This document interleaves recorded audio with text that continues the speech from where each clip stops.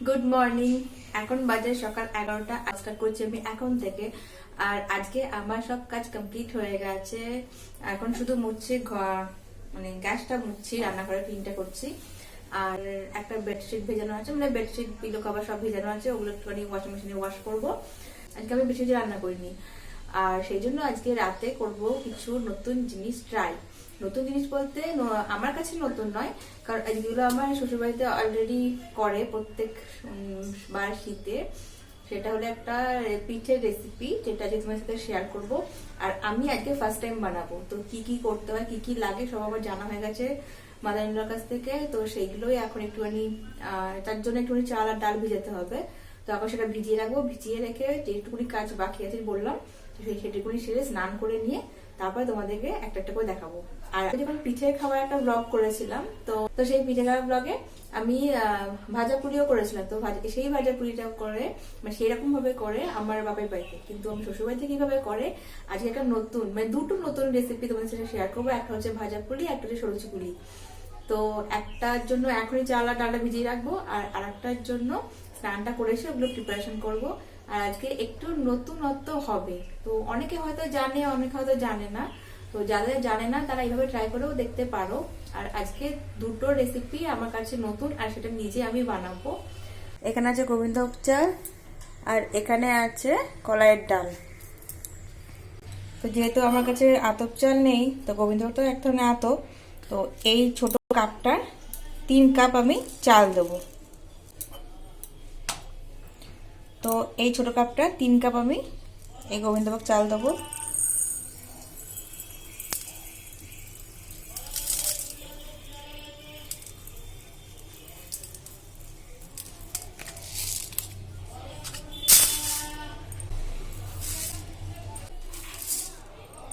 তিন কাপ চাল আর 1 কাপ ডাল।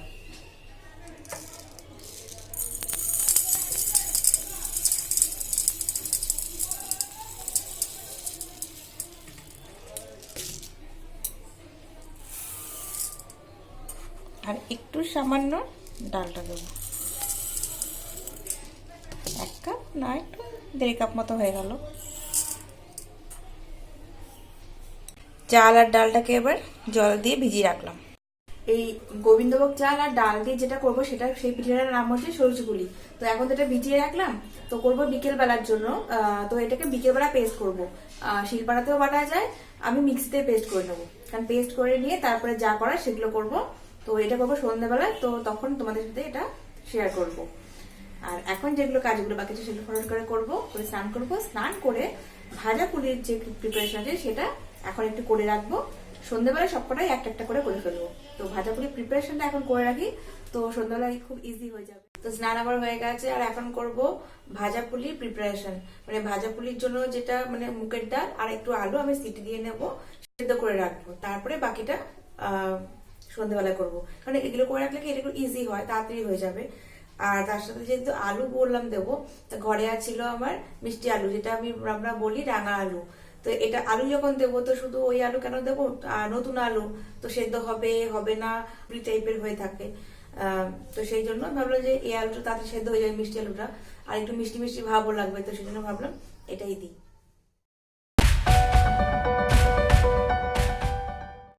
রাঙা আলু পিস পিস করে আমি কেটে নিয়েছি, আর ধুয়েছি, তো তাই জল পড়ছে। আর এইবার করব যেটা ভাজা পুরির জন্য মেন দরকার, মুগের ডাল। তো মুগের ডালটা আমি একটুখানি হালকা করে রোস্ট করে নেবো কড়াইতে।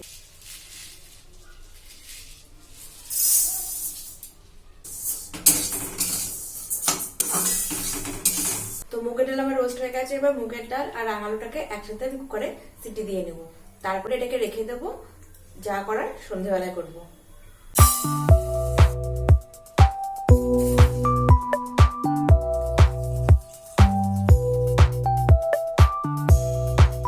একটু সামান্য আদা বাটা দিচ্ছি।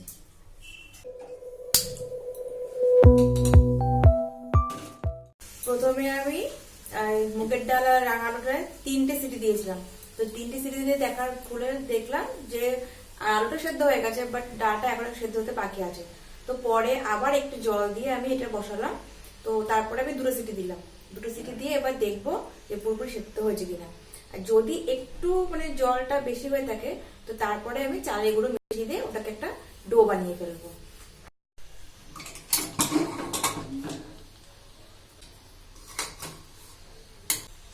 এবার দেবো চালের গুঁড়ো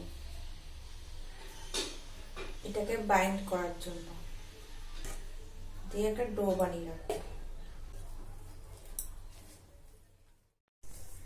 এটাকে বাইন্ড করতে যতটুকু দরকার চালের গুঁড়ো ঠিক ততটুকুই নেব। এখন তো নিলাম, নিয়ে এটাকে বাইন্ড করছি, তো এরপর যতটা করে পরিমাণে লাগবে তো ততটা করেই নেব। ডো আমার রেডি হয়ে গেছে দেখো। এটাকে এবার ঢেকে রাখবো, তারপরে করব। বড় ডো থেকে এরকম করে লেচিগুলো করে বানিয়ে নিয়েছি, তো পুর আমি করে নিয়েছি। মাখা সন্দেশ নিয়ে এসেছিলাম, আর মাখা সন্দেশের মধ্যে দুধ দিয়ে একটু চিনি দিয়ে এটাকে ভালো করে ফুটিয়ে নিয়েছি। এবার এটা ঠান্ডার জন্য ওয়েট করছি। এটা ঠান্ডা হতে হতে ততক্ষণে আমি এই যে সকালে যে চাল আর ডালটা ভিজিয়েছিলাম না সবজিগুলি করার জন্য, এটা মিক্সিতে পেস্ট করে নেবো। এটা মিক্সিতে পেস্ট করার পর তারপর আদা, মৌরি আর লঙ্কা বাটবো, বেটে এটার সাথে মিশিয়ে, মানে এটার প্রিপারেশনটা এখন আগে দেখিয়ে নিই। আর তখন যে ঠান্ডা হয়ে যাবে তারপর আমি ভাজা পুরিগুলো ভেজে ফেলবো।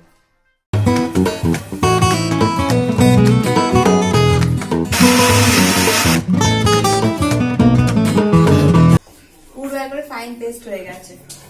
তো এইভাবে আমি বাকি চালের ডালটা পেস্ট করে নেব। আমি এরকম সাইজের 3টে আদা নিয়েছি টুকরো, আর নিয়েছি মৌরি, আর এখানে 4টে লঙ্কা নিয়েছি। 4টে লঙ্কা নিয়েছি। এই লঙ্কা, আদা, মৌরি বেটে এই যে চালের যে ব্যাটারটা বানানো চাল আর ডালের ওটার মধ্যে দিয়ে দেবো। আর তার সাথে দেবো লবণ আর হলুদ। এর সাথে এখন আমি দেবো লবণ আর হলুদ, আর ওটা বেটে নিয়ে তারপর দিয়ে দেবো।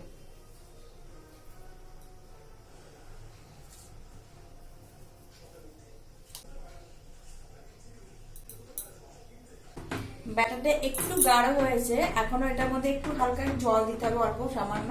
আমি এর মধ্যে জল দিয়েছি, তো একটু গাঢ় হয়ে গেছে। তো আমি যখন এটা এই আদা, মৌরি আর লঙ্কাটা বাটাটা দেবো, দেওয়ার পর তখন জলটা দেবো, তাহলে বুঝতে পারবো যে কতটা জল লাগবে। হলুদ একটু লাগবে, হলুদ একটু দিয়ে দিই।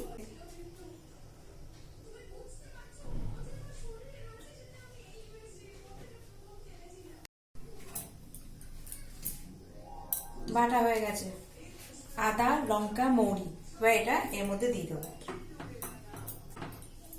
ভালো করে এটা মিশাতে হবে। অ্যাকচুয়ালি এটা ঝাল ঝাল করে খায়, যেটা পাতলা খেজুরের গুড়টা সেটা দিয়ে খেতে গরম গরম দারুণ লাগে। সেই জন্য এটা একটু ঝাল ঝাল করতে হয়, ঝাল আর একটু নোনতা নোনতা ভাব থাকে। মিষ্টি এর মধ্যে দেয় না। যদি কেউ মিষ্টি দিয়ে খেতে চায় তো অবশ্যই সে খেতে পারে। হ্যাঁ, এটা নতুন যে খেজুরের গুড় দিয়ে খেতে ব্যাপক লাগে। এবার এটার মধ্যে একটু জল মেশাবো যাতে করে এটা ব্যাটারটা একটু পাতলা করা যায়। ব্যাটার আমার রেডি হয়ে গেছে, এবার শুধু ফ্রাই করার পালা।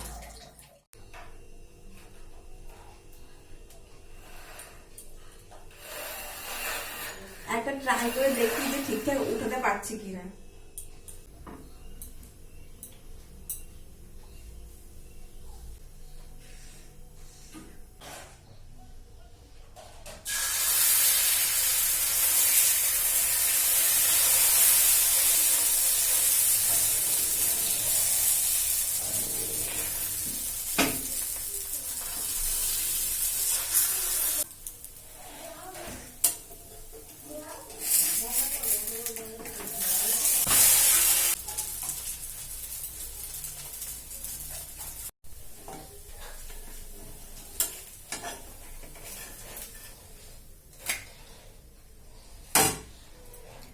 তো এইটা হলো সরু চুকুলি, একদম ঠিকঠাক পুরো ভালোভাবে উঠে গেছে, পুরো একদম ঠিকঠাক। অ্যাকচুয়ালি এটাকে গোলা রুটি টাইপের যে আমরা খাই না, আটা গুঁড়ো যে গোলা রুটি করে খাই, ওটা ঠিক সেম এরকমই। তো গোলা রুটিতে অনেকে অনেক কিছু দেয় বা দেয় না, যেমন আমি ঝালটা একটু কমই হয়েছে, যদি ছেলে খায় সেই জন্য ছেলের কথা ভেবে ঝালটা একটু কম দিয়েছি। আর এইটা যে নতুন খেজুরের গুড় আছে, ওই গুড় দিয়ে খেতে জাস্ট ইয়াম্মি লাগে, ইয়াম্মি। মানে আমি অতটা ভালোবাসি না, আমার হাজবেন্ড খুব ভালোবাসে, তো ওর জন্য আজকে ফার্স্ট টাইম ট্রাই করলাম। তো ফার্স্ট টাইম এটা উঠে গেল। এইগুলো যেহেতু গরম গরম খেতে ভালো লাগে, তাই এখন আর ভাজবো না, এই ট্রায়াল দিয়ে নিলাম যে ঠিকঠাক আমি তুলতে পারছি কিনা, আর তোমার সাথে শেয়ার করলাম। এবার করবো ভাজা পুলি। পুর আমার রেডি, পুর ঠান্ডা হয়ে গেছে, এবার পুরগুলো ভরবো, তো ফটাফট করে ভাজা পুলিগুলো ভাজবো।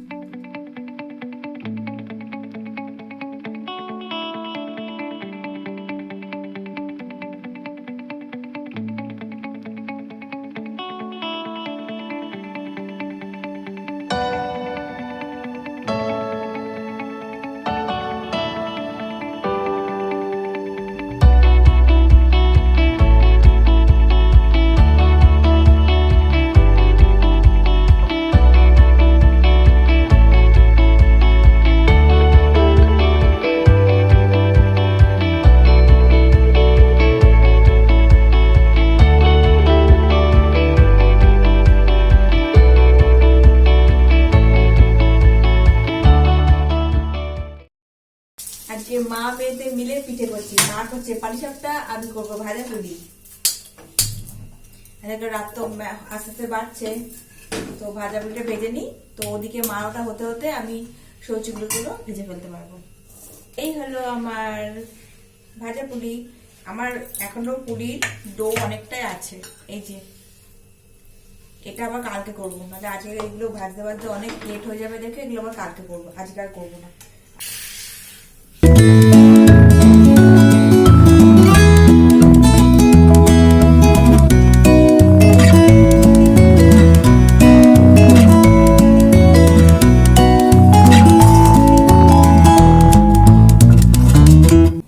আমার বর প্রসাদ দেখে গেল আমার জন্য, যা দিয়েছি একটা একটা করে খেয়েছে, সে বলছে আর খাবো না, পেট ভরে গেছে। আমি এতগুলো খেতে পারবো না, কারণ দুটো পাটিসাপটা অলরেডি খেয়ে নিয়েছি। তো একটা সরচুরকুলি খাবো, ব্যাস আমার হয়ে গেল, আর কিছু খাবো না।